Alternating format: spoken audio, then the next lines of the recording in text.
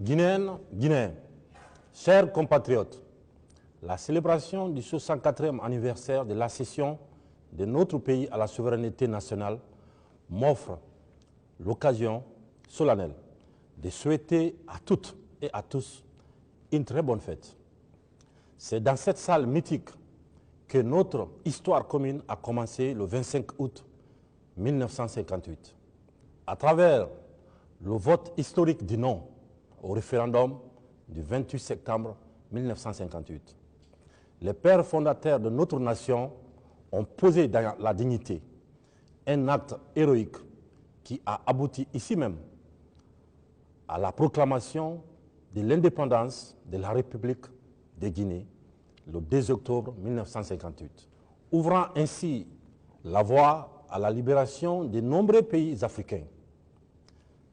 Ces hauts faits historiques, inédites pour l'époque, demeurent pour nous une source d'inspiration intarissable.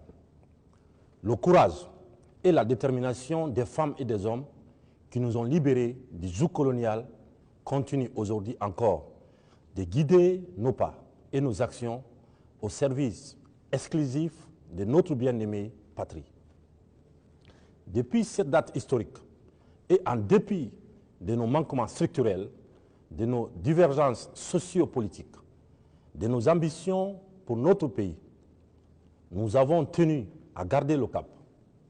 C'est le lieu pour moi, au nom de tous les Guinéens, de m'incliner pieusement devant la mémoire de nos illustres héros, connus et anonymes, qui ont tout sacrifié pour nous permettre d'exister en tant que République unie et indivisible, riche de sa diversité culturelle et sociale. Nous ne trahirons jamais cet idéal qui nous a été légué. Guinéennes, Guinéens, chers compatriotes, comme vous le savez, la situation qui prévalait en Guinée avant le 5 septembre 2021 était devenue insupportable pour l'ensemble des populations. La situation de notre pays était caractérisée par la corruption généralisée, la dilapidation des deniers publics, la politisation des services publics, le laisser-aller dans l'administration, la baisse du niveau des systèmes éducatifs et sanitaires, une pauvreté endémique, l'accaparement des richesses par une minorité d'individus, ainsi que le communautarisme exacerbé. Des maux qui ont fini par vider notre nation de toutes ses substances créatrices, d'où la rectification institutionnelle en cours. Durant les 12 derniers mois, mon gouvernement et le Comité national du Rassemblement pour le développement, CNRD, ont ouvert de vastes sentiers dans de nombreux domaines de la vie de la nation qui ont non seulement permis de jeter les bases solides d'un progrès socio-économique durable de la Guinée, mais aussi et surtout restaurer et renforcer l'autorité de l'État, tout en consolidant l'unité nationale. Face à l'immensité des défis à relever pour parvenir à reconstruire un État viable, j'ai entrepris de vastes réformes dont les fruits sont déjà visibles partout. Mais loin de se murer dans un triomphalisme rêveur, j'ai instruit le Premier ministre, chef du gouvernement, de conduire à terme les actions déjà engagées en surmontant tous les obstacles existants, en vue d'offrir à nos populations le bonheur qu'elles méritent après 64 ans d'indépendance. La fête anniversaire de l'indépendance de notre pays coïncide cette année avec la consolidation des acquis et des résultats obtenus grâce au concours de tous, depuis la rectification institutionnelle intervenue le 5 septembre 2021. Je place ainsi les célébrations de cette fête nationale sous le signe du renouveau, de la réconciliation, de la justice et du pardon pour une Guinée résolument tournée vers son avenir. Nous savons d'où nous venons et nous savons où nous allons. En prenant leurs responsabilités, le 5 septembre 2021, les forces de défense et de sécurité, regroupées au sein du CNRD, ont répondu aux aspirations légitimes du peuple de Guinée. La survie de notre nation était à ce prix. Je l'ai déjà dit, l'intérêt de la Guinée est au-dessus des ambitions personnelles et individuelles. Guinéennes et Guinéens, chers compatriotes, je voudrais de nouveau rassurer nos compatriotes et les amis de la Guinée que les forces de défense et de sécurité et l'ensemble des membres du gouvernement n'ont aucune intention de confisquer le pouvoir. Ils sont plutôt déterminés à œuvrer pour un retour à l'ordre constitutionnel, tout en évitant les erreurs du passé. Car l'histoire de notre pays nous enseigne qu'une transition bâclée débouche inévitablement sur une nouvelle transition. Notre rôle est de mettre fin définitivement à ces cycles sans fin à travers les garde-fous nécessaires qui passent par la mise en place d'institutions solides, défiant l'espace et le temps, et qui résistent à la tentation des hommes. En cette phase délicate de la vie de notre nation, propice à toutes sortes de convoitises, nous sollicitons la compréhension, l'accompagnement et l'appui de tous les amis de la Guinée pour la réussite de la transition de manière inclusive et apaisée à travers le dialogue et la concertation.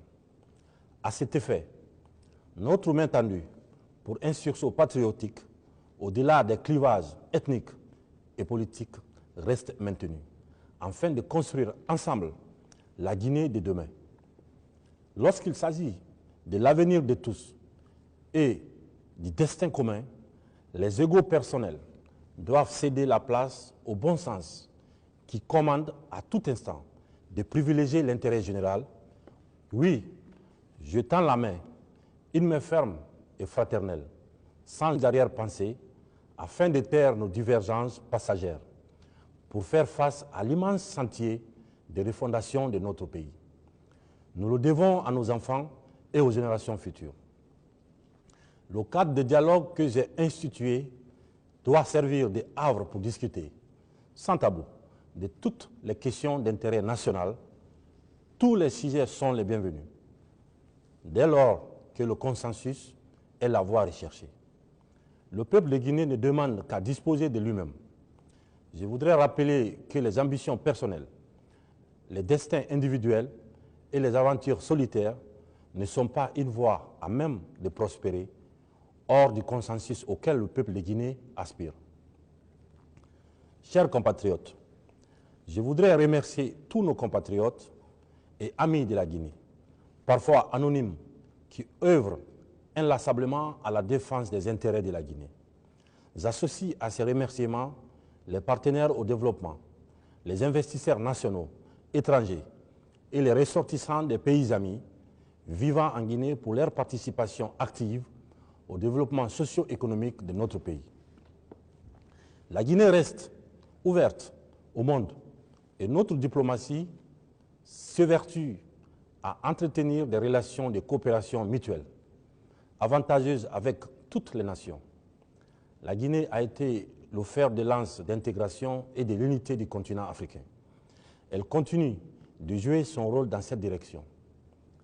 Guinéennes, Guinéens, chers compatriotes, en garantissant la stabilité du pays malgré un environnement sécuritaire régional tendu, l'armée guinéenne a démontré une nouvelle fois son sens élevé de patriotisme.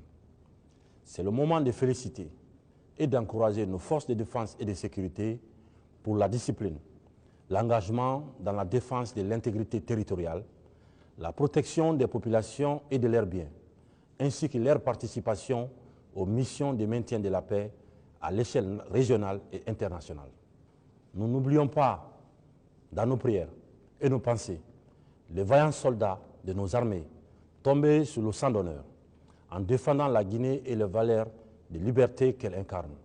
Les sacrifices ultimes de nos martyrs pour que notre nation brille et continue sa marche victorieuse ne seront jamais vains. Guinéennes, Guinéens, chers compatriotes, lorsque j'ai prêté serment le 1er octobre 2021, conformément aux dispositions de la Charte de la transition, je me suis engagé devant la nation de m'employer de toutes mes forces pour honorer le peuple souverain de Guinée et de servir loyalement mon pays, en faisant appel à toutes les compétences pouvant être utiles à l'édification de notre maison commune. Je n'ai jamais changé. Chef de l'État, je comprends parfaitement les douleurs d'une jeune mère en train de donner la vie dans un centre de santé délabré et mal équipé, de Balaki, parce que l'État a été absent pendant de nombreuses années. J'entends les plaintes d'un père de famille de Bokeh, confronté au coût élevé de la vie pour acheter les fournitures scolaires de ses enfants à la veille des ouvertures des classes, dans une région où les richesses minières n'ont pas souvent profité aux populations locales. Je vois dans les rues de Kaloum le désœuvrement des centaines de jeunes face au casse-tête du premier emploi, parce qu'il n'y a pas eu d'adéquation entre la formation et le marché du travail.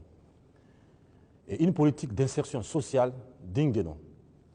Je pense à nos paysans de Koundian, et d'ailleurs confrontés à la distribution des intrants agricoles, parce que pendant des décennies, des fonctionnaires véreux ont organisé un système de corruption dans cette filière, empêchant les ayants droit d'obtenir des rendements meilleurs.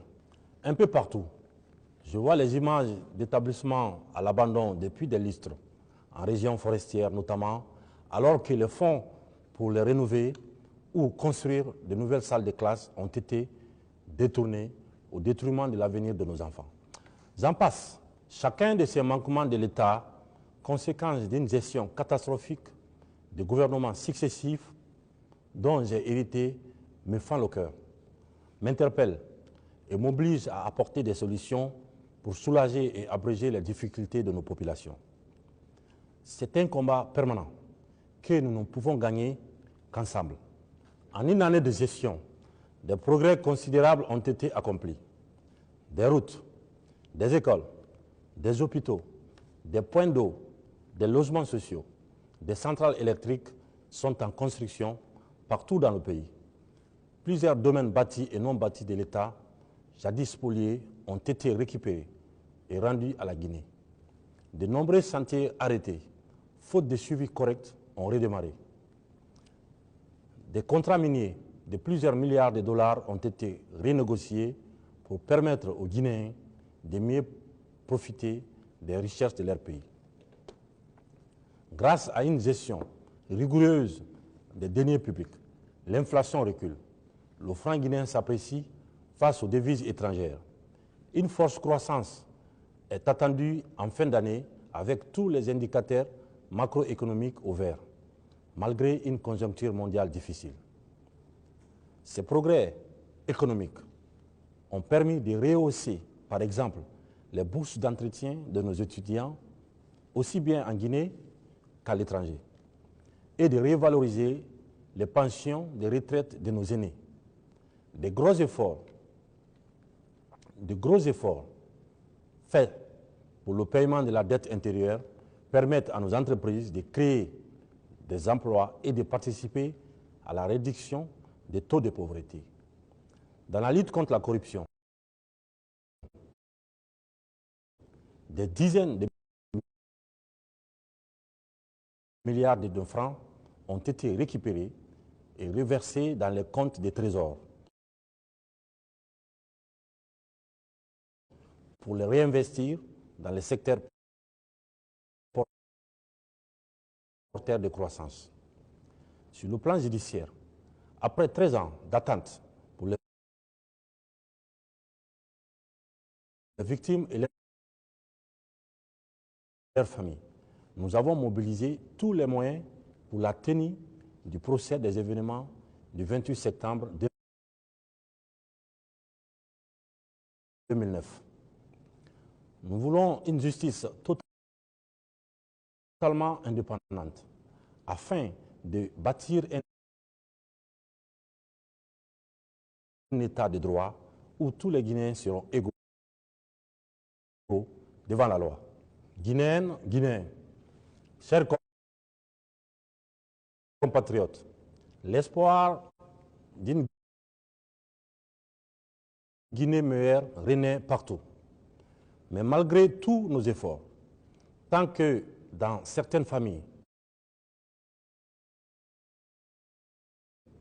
des inégalités et la misère persisteront, je ferai mienne toutes ces souffrances non méritées pour notre pays qui a tout pour offrir à ses filles et fils un cadre de vie décent.